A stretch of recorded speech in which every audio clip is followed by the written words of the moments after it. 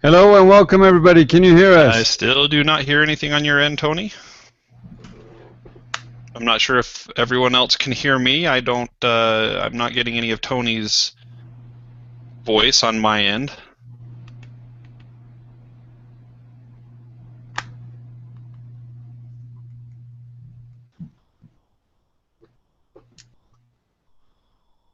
Ah, it tells me it's working. Can anybody hear us, please? Please type in yes that you can hear us.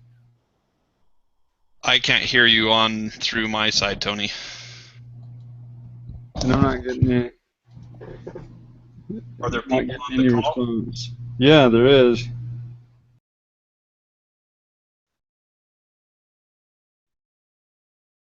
Hear us. Check, check. Can anyone hear us through the call? Hello, hello. You know what, Tony? I don't think I'm getting through to anyone either. I think the only one getting through. Oh, Brian says he does hear us.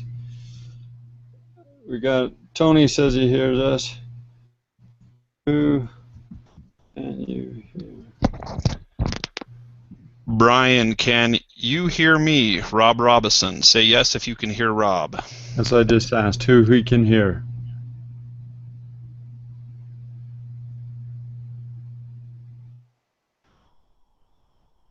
Just waiting to hear.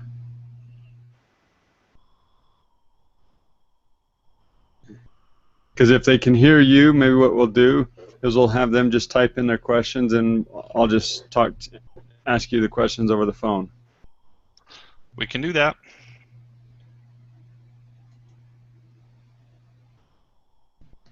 Okay, it says, can you hear us? It says yes, but who can you hear?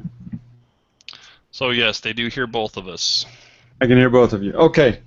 Well, then we're just going to go ahead and go forward, and even though nobody hears me on this end, we will just make it work.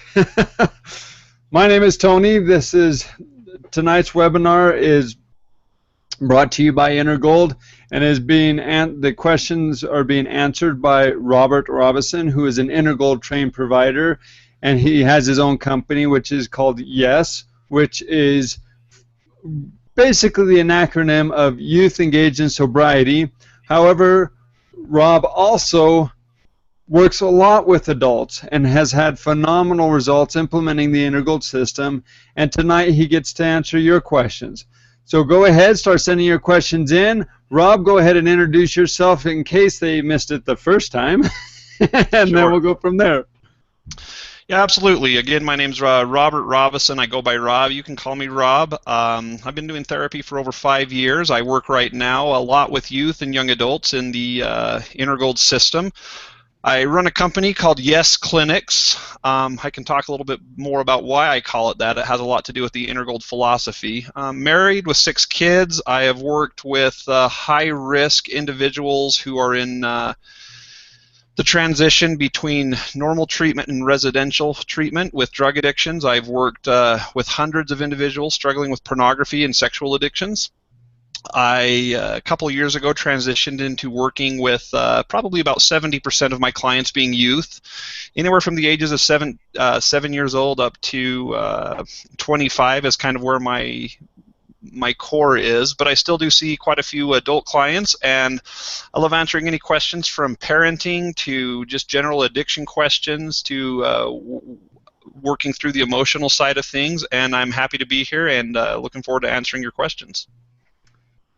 Okay, Rob, one of the first questions that came through that we had is, I have a 17-year-old son who is struggling with masturbation and pornography. What can I do to help him? Big question. To honestly answer that question, it's about a 2-hour process, but I will kind of go through some general things. I'm going to set a core precedent here when we're talking to individuals with addictions. So whether it's pornography, whether it's heroin, alcohol, whatever it is, individuals with addictions already know that what they're doing is a problem. They don't want their addiction. It's funny because I've worked with clients who come to me with a drug addiction or a pornography addiction, youth specifically. And when they come in, they'll just resist initially. Like, I don't want to be here. My parents made me come here. I have no problem with my addiction. And I have never had a client where that statement holds through therapy. They always get to a point where they really don't want their addiction. They know it's hurting them. They know it's frustrating them. Yet the chemicals and the dopamine and what it gives their brain becomes this need for survival, even though it's totally illogical. And so whenever the fight starts, whenever they're in this point where someone's trying to threaten or get rid of this addiction, that survival part of the brain will often go into that fight mode or flight mode, and they'll either totally withdraw, and parents with teens see this all the time. They'll either totally withdraw and won't talk, or you feel like you're talking at them but not with them and they won't respond, or they go into a fight. It's a skill to learn how to have those conversations regarding addiction where you're not in a fight or a total withdrawal. And that kind of sets the precedent for the foundational principle in speaking to someone with addiction is, number one, to deeply empathize with them. It's not about fixing them or getting rid of that addiction, because you don't have the power to do that, and neither do I as a therapist. I don't have the power to get rid of anyone's addiction. I could talk their ears off all day, and they can stay addicted. And I've had clients that agree. They're like, yeah, this is great information. But when they don't apply information to themselves, they're going to stay engaged in the addiction. And so, first of all, empathizing with them and letting them take the initiative within their own treatment and within their own addiction recovery is one of the most foundational and effective things that you can do. And it's frustrating because they'll come again and again if they're communicating with you and say, I'm still struggling, I'm still struggling.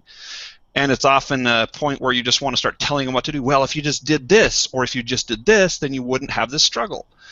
And it's helping them be autonomous and work through their own issues that becomes the key. And the responsibility for parents, therapists, loved ones, whoever you are in this situation, is really to be there as a sounding board and to guide them towards their own solutions. And your job is to be as empathetic with healthy boundaries, right? If they're, if a child's coming in and doing drugs within the home, there has to be boundaries set that that's not okay. Or it becomes a place where they can just continue to do their drug. And if they're continually getting on, their iPad within the home system and using pornography on the home network and internet connection, well, then what you should probably do in that situation is, rather than say, hey, we're just totally going to put filters and lock you up so you can't ever use the internet again, that's not effective, because they're eventually going to move out and then they'll have unrestricted access, and what have they learned? I'm not saying that filters are not important. Filters, accountability software can be very integral and important, but it's about the emotion behind the boundaries that are created. Working with them on those boundaries. And one of my favorite things is to try to install something on directly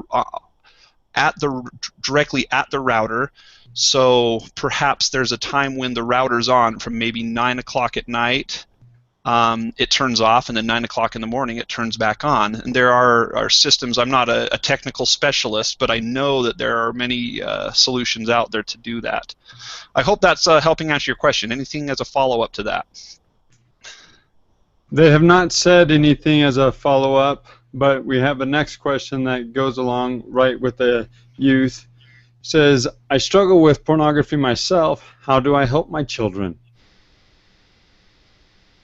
How do you help your children in regards to helping protect them from engaging in the addiction? Or it sounds like they're, clarify that, please. Yeah, it sounds like they are basically saying, I'm struggling with it and they're struggling with it. How can I help them when I'm struggling with it? So I guess it's kind of like this individual's torn on what they can do? Yeah, that's a really good question. The fact is that there is no such thing as a perfect parent. Parents are continually making mistakes. We're learning from those, just as our children are making mistakes and they're learning. And when we were children, we made mistakes and we learned. And that emotion that drives the disconnection from being able to teach our children and teach others around us while we're dealing with things is primarily called shame. And we all know what shame is. Often we want to put shame in the same category as guilt, which is not the case. Shame is, I'm not good, therefore I need to stay away from hurting someone else. Guilt says, I have a action in my life that's not healthy, but I have wisdom and I can still teach as I work through my issues. So if we as therapists followed the rule that because of my imperfections I can't be an effective therapist, there would be no such thing as a therapist in this world because we all have our imperfections. Yet from a foundational perspective, you absolutely can help your children and teach them what you're learning in healthy ways and with boundaries. Don't put them in a position, and be careful, rather than say don't, be careful of putting them in a position where they're trying to heal you, where you put them in a, hey son, I'm struggling with porn and I know you are too and we need to help each other. That's not their responsibility as a 14, 15-year-old to be the mentor to the parents. Your responsibility is to love them unconditionally, be there for them, set healthy boundaries with rules and systems in place, and teach them the things that you're learning. Absolutely. As you work through that shame of putting yourself in the teaching position, that can be part of the healing process, actually. It's one of the things that goes on in like Alcoholics Anonymous. Alcoholics Anonymous is run by alcoholics because they understand. And so, in fact, I think you as a parent who's struggling with this addiction can be as, if not more so, effective than other parents because you get it and you can empathize with them and just unconditionally love them and help them have a venue where they can talk about it. What I will often hear is parents who have children who are struggling with pornography addiction, where the parent is also struggling, is because of that shame, they will transfer that shame onto themselves when their children are struggling. Almost like, well, if it wasn't for me, they wouldn't struggle. And so they start putting the children's addictions onto themselves, which becomes more weight. I mean, it's hard enough to carry the weight of your own addiction, let alone the weight of your children's addictions as well. So being able to gently separate those things, that it's not your addiction, their addiction is not your addiction. Their addiction is unique to themselves, and it's your responsibility to be there as a sounding board rather than when they start talking about it. Parents will say, you don't want to go through what I've gone through. You've got to stop now. Well, that's easy to say, but if they're in that place, they don't have the same perspective that you do yet. You can share in an empathetic way where things might go in their lives if they don't get on top of things. But really what we all need as human beings is the power of the relationship. As that slide right now shows, the power to influence is found in the relationship. Case in point. That's just where it is. And where there's a strong relationship, where there's empathy being shared, where there's kindness and love in those conversations, that's where the greatest recovery takes place. So what I hear you saying, Rob, basically is just because your child's struggling, that doesn't mean it's your fault. No, absolutely. And if there have been mistakes made, those are things that you usually, for example, if a child's seen a parent looking at pornography, that's a conversation that should happen, and possibly even therapeutically, but primarily where you say, listen, this is something that I'm working on, and it's not something that I want in my life, and it's something that I'm working through, and if this is something that you're struggling with, it should be something you're working through too. But generally speaking, I've worked with family systems where, I'll be working with a teenager, and then months down the road, the parent will come to me and say, I'm struggling with this too. I just don't want my kids to know. Most of the time, kids don't know the extent of their parents' addictions unless that parent or a spouse has informed them. And even at that level, they don't know all the details of it. So again, being there for them rather than withdrawing from them is super healthy and can be very effective in their process of recovery. Okay, it looks like tonight's going to be youth focused, so at least so far. Another question. And again, I don't have to just speak on youth. Go ahead and throw any questions at me. I've worked with everyone from 7 years old to 70 years old, so whatever your needs are tonight. Well, this one is a loved one that they have, excuse me, a loved one that is now has the same gender attraction. They're torn between if it's right or wrong. What can I do to help them? So they have a loved one who has same gender attraction. Yes, says they have a nephew that has same gender attraction. They really don't know if it's right or wrong, and they're trying to discover that. They've kind of experimented a little bit, it sounds like. And what can we do to help them? Well, I mean, this is a firestorm topic in our society right now, isn't it? There's a lot of frustration and confusion on both sides of the equation. Those in the gay lesbian community are feeling a need to be loved and accepted and not ostracized and judged against. Those with the value systems that, hey, this isn't part of my value system, that it's man and woman, and anything out of that isn't part of my value system. There's a lot of frustration and confusion there as well. And so I work with a number of clients who are gay and lesbian, and as I work with them, it boils down to the fundamental principle of love and connection. Tony has the things I can and can't control. The fact is that as a loved one, we really can't control the decisions that someone else makes. And so what does reside within our control is to be a sounding board for them.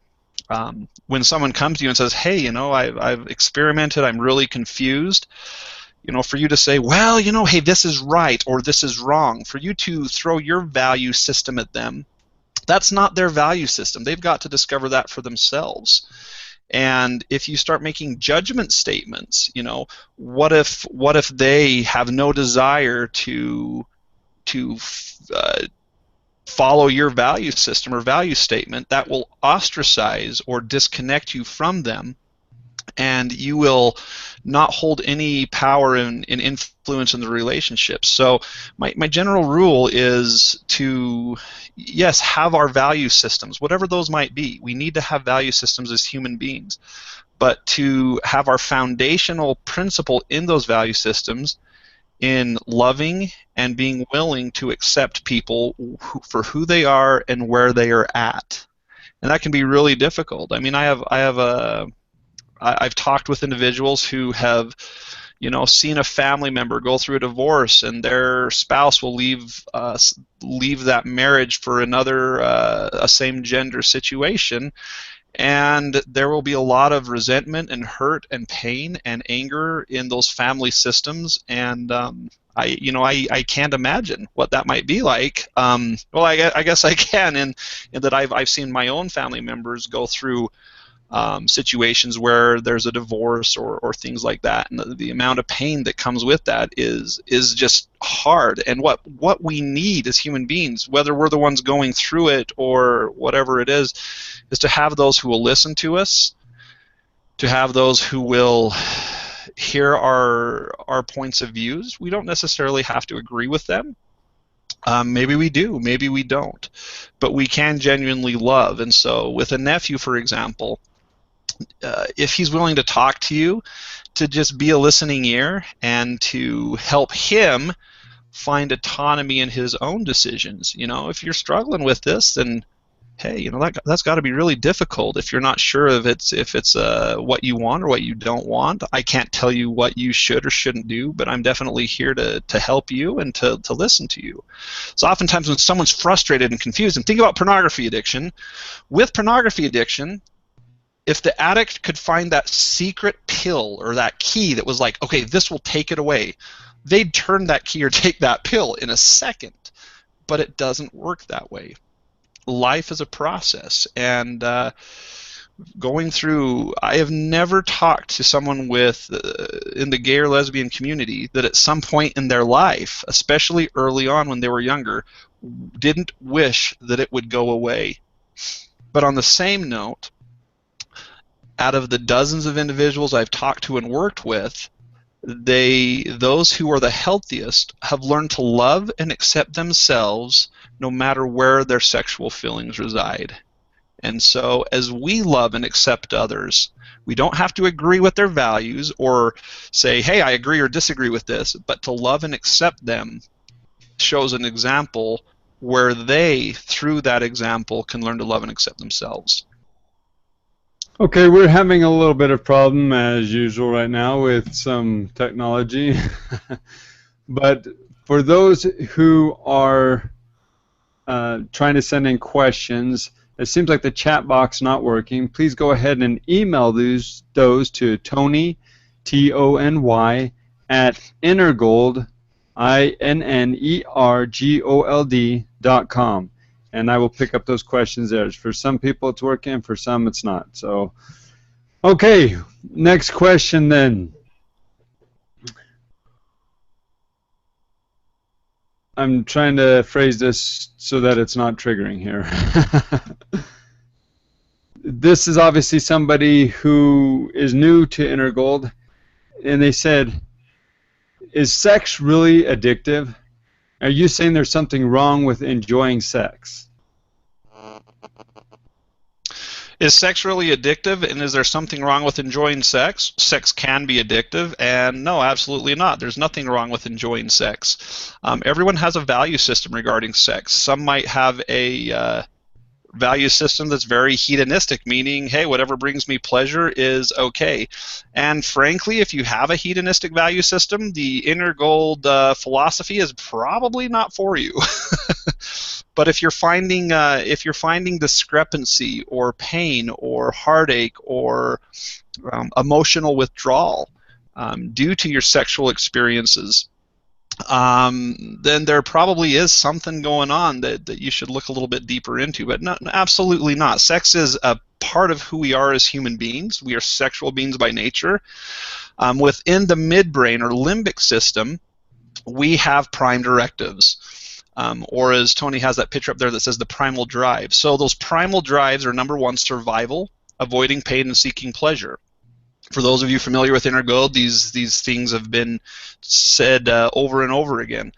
For those who are new, those are the three basic fundamental principles of our life: is avoiding pain, seeking pleasure, and survival. And part of survival is breathing air, eating food, drinking water. Without those three things, we die. And sexuality, because without sexuality, we will die as a human race within one generation. And so sexuality is actually very closely linked within that survival part of our brain, just as is the need for food, air, and water. Just as with food, if we aren't healthy in our food decisions, then there are consequences within that. Just like if a couple of teenagers get together and have sex without being educated, without understanding what's healthy, then that can fundamentally change their lives, and they can be raising a child or having to decide about adoption or whatever it might be, when what they really need to be doing is being 15-year-olds. And so yeah, sex can start creating addictive sequences depending on what the reason of its use is. So, for example, pornography doesn't fully express sexuality within a realistic position. Pornography is meant to trigger dopamine receptors in the brain, which then make the brain want more dopamine, which then drives the consumer to consume more pornography or purchase it. And it's one of the largest industries online that exists, because it plays right into that fundamental need for pleasure, and it triggers the dopamine receptors, and it is accessible at the click of a button. There's no hello and goodbye that has to take place with another human being. And this is why pornography can become so addictive. Now, when an individual is seeking, sexual satisfaction through relationships, and they're not creating meaningful attachment and meaningful connection with human beings, when it's just one partner to another partner to another partner, that activity can become very addictive. So the very definition of addiction is a limbic response to an emotional need despite negative consequences. So if there's negative consequences associated with it, then it can become very addictive. And I hope that's helping answer those questions. So is sex, the question that often gets asked is sex bad? No. Sex is a wonderful thing. It's part of who we are as human beings. But within each of our value system, we are seeking human connection and human commitment, where we can be attached to another person in a healthy way, not just sexually, but through all aspects. And that's where sexuality becomes most meaningful, is when it has that commitment and that solid aspect of longevity to it, rather than, I just expressed myself in this deep of a way, but now what? I hope that helps answer your question. Don't all men look at porn and lust? Do all men look at porn? No. Do a lot of men look at porn? Yes. Do we know exactly the statistics? No, because any study that's done is going to have inaccurate information that comes back from it, because we, by nature, don't want to let other people know about the honest to goodness aspects of our sexuality. We either embellish or we withdraw and don't talk about it honestly. So when someone's doing a survey of, do you look at porn, there have been follow-up surveys done where people have said, well, I didn't say yes in that one, but I actually do. And so we don't know exactly how many men or women look at porn. Some studies show as much as 80 to 90% of men and 30 to 40% of women look at pornography. Some studies show that over 50% of men look at it regularly, and despite trying to stop, cannot. Which starts turning to, well, is this that big of an issue in our society where we have a pandemic of addiction taking place through pornography? My opinion on that is yes, is that we do. And one of the reasons why it's becoming such a pandemic is because we as a society want to accept pornography as art or as an okay expression of our sexuality, when what we do know is that it creates similar highs as to heroin and cocaine, which then causes atrophy within the brain and actually breaks down your neurological cells and connections to where you do have consequences associated with that over time and consistent use. So as Tony has up here, the chemicals of dopamine, norepinephrine, oxytocin, serotonin, these are all chemicals that are firing off between millions and millions of neuroconnections in our brain, and there's little sacs that explode when we have some kind of a stimulus happen. So for example, if a car swerves towards you while you're driving, your brain is immediately going to respond, and norepinephrine and adrenaline is going to explode in your brain, creating a heightened sense of awareness and reaction so that you can protect yourself. So that's what would happen if you were getting close to a car accident, is you would have a adrenaline explosion in your brain. What happens is when we take something like heroin or cocaine or even alcohol, pornography, it creates an explosion of dopamine in the brain. And what happens within this explosion of dopamine is the dopamine receptors are looking to come and attach themselves onto, or the dopamine itself is looking to attach itself onto a receptor. And when the dopamine attaches to a receptor, it creates that high.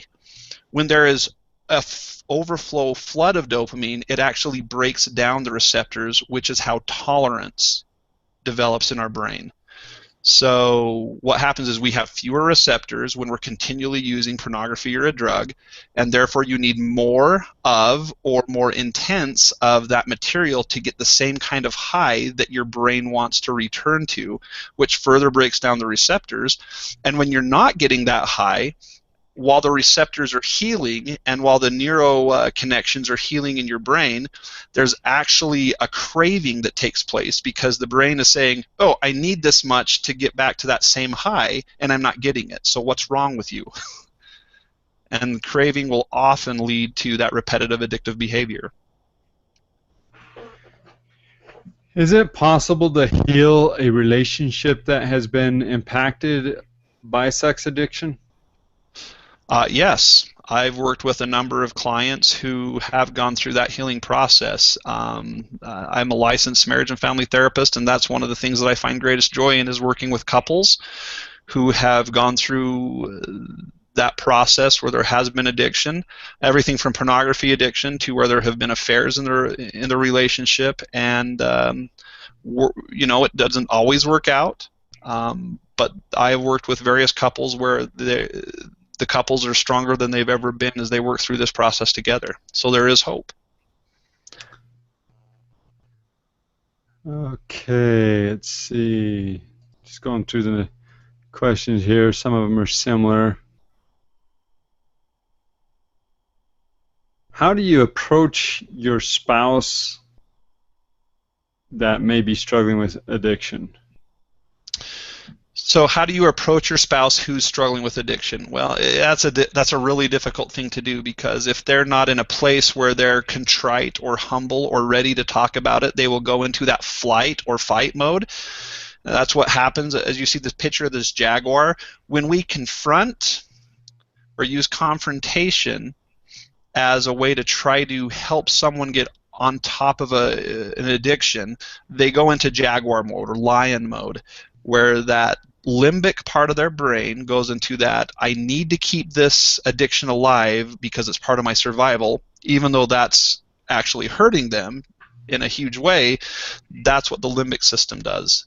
And so confrontation usually ends in them withdrawing and not wanting to talk about it, or fighting. And so withdrawing can lead to denial, minimization, which those who are struggling with addiction, you understand that aspect where, okay, there's been times that I've been in denial or not been honest and truthful about this, or it will lead to the fight where it's, if they're confronted time and time and time again, they'll go into that fight where it's like, well, if you don't like it, then just leave me, or I'm a piece of crap anyway, so why would you ever want to be with me? And so it goes into those deep shame and fight places. So leading with a desire, which is one of the hardest things to do, and I say this, but I've worked with so many couples, I know how difficult this is for them, to lead with love and want to have to be a place where they can have the conversation without the fight occurring, can become one of the most healing processes for an addict. Because if they're not feeling confronted or that they're forced to change, they already within themselves want to change most of the time. Now, if there's an addict and they just have zero desire and there's nothing that they're ever going to do to change, then that's a whole other issue. But most of the time, those individuals who are addicted to pornography or some kind of a substance do have a desire to change somewhere deep inside of them. So avoidance of confrontation, huge key. How does one become so obsessive and addicted to pornography?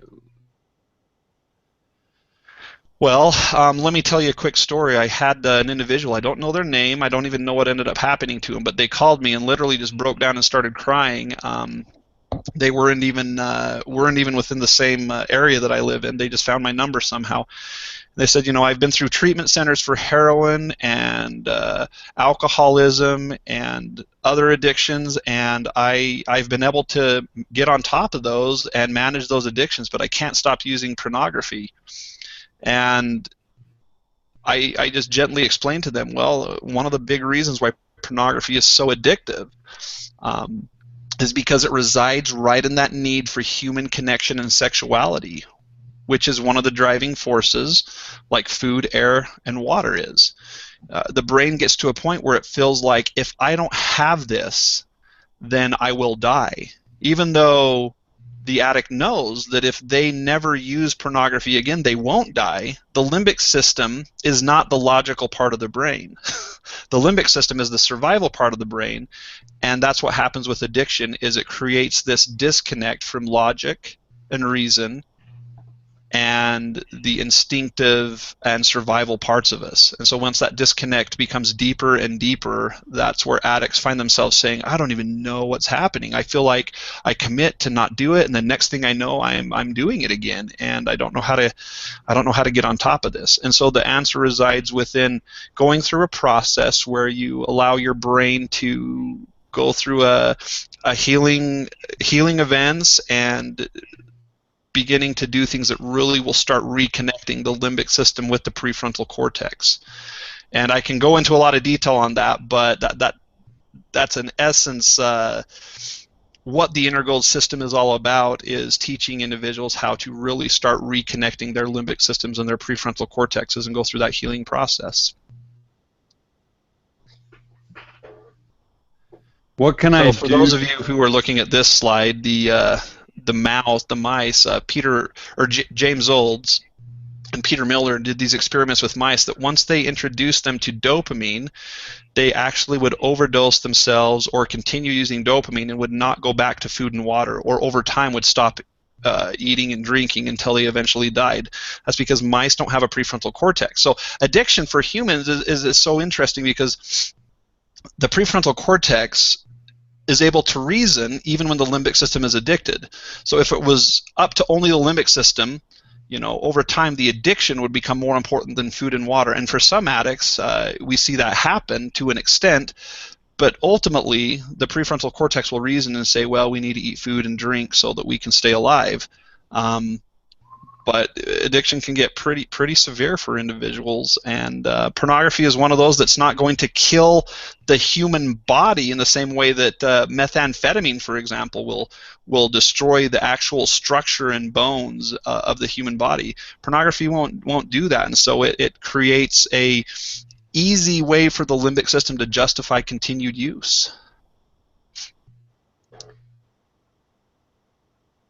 My husband refuses to get help or admit that he has a problem. How can I make him stop? I wish I had an easy answer for you, and I feel for you hearing you ask that question. That is one of the most difficult places to be in for a spouse, is when their spouse will just refuses to do anything about this. And I have been privy to associate with various spouses of addicts who take one direction or the other, and I have seen, in answering the question, is there a way to get them to a point where I can have influence over their behaviors? The answer is possibly, not all the time, but the greatest way to influence that is by letting them know that if you really want to stick it through, if you really want to be with them and go through this process with them knowing that no matter what it takes, you're going to stick through it with them, and that you're there to love them and support them, that can help create a relationship of influence where they desire to start making some headway on those addictions. On the same note, I've watched some spouses say, I just can't, after all the years, I just can't take it anymore, and I need to put my foot down. And again, you don't have the power to make them stop. They are still their own person. But but a spouse can only take so much, and I can understand that. And so, doing it with anger, doing that with anger and vehemence, even though you probably feel very justified in doing so at times, it won't create any change, and it won't create any connection in the relationship. But I've seen situations where a spouse, after years and years and years of their addicted spouse saying, "Hey, I don't have a problem. There's no big deal. I'm not going to stop doing this," where they put their foot down and say, "Well, and I can't stop you. I can't make you change or stop doing this, but I am putting my foot down." Sometimes that can create a catalyst, and I'm not encouraging. I'm a marriage and family therapist, and I encourage connection and patience within relationships, because without patience, every single relationship would end in divorce. And so I encourage that patience, but I also understand how difficult that is, and I'm not encouraging someone to go and say, "If you don't stop using porn, then we're getting a divorce."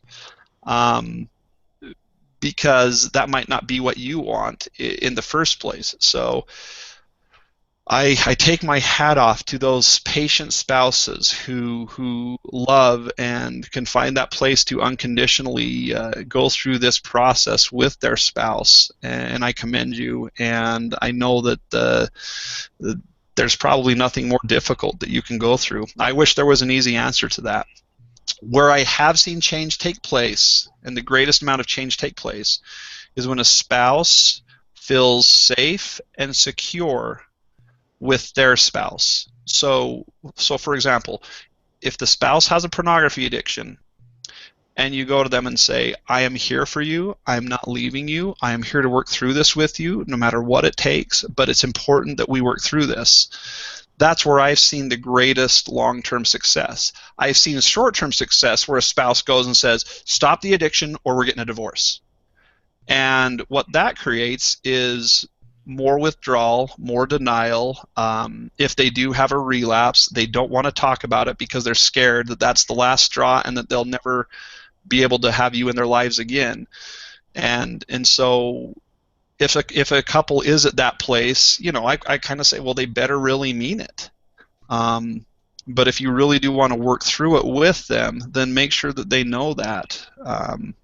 And I wish you, with all my heart, the best of luck through that process. Let's see, do we have any other questions? If not, we're going to go ahead and wrap it for the night.